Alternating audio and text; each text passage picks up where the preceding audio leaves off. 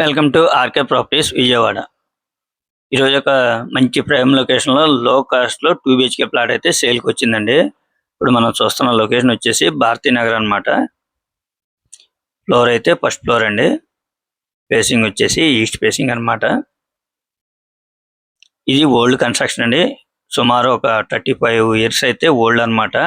కానీ మనకి అపార్ట్మెంట్ అయితే చాలా స్ట్రాంగ్ గా ఉంది. ఓన్లీ బైక్ పార్కింగ్ తోనే సేల్ అనమాట.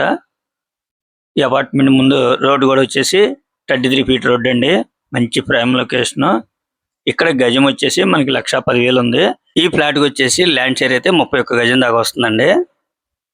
చాలా రీజనబుల్ ప్రైస్ చెప్తున్నారు. వీళ్ళు కాస్ట్ అయితే 33 లక్షలుగా చెప్తున్నారండి. ఒకవేళ మీకు నచ్చితే కనుక కొద్దిగా రేట్ అయితే తగ్గుతుందండి. చూస్తున్నారు కదా, ఫ్లాట్ కండిషన్ అయితే చాలా బాగుంది. మనకి కన్స్ట్రక్షన్ పరంగా అయితే చాలా స్ట్రాంగ్ గా ఉంది. మీరు ఒకసారి చూసుకోవచ్చండి. ఓన్లీ బైక్ పార్కింగ్ తోనే సేల్ అనమాట.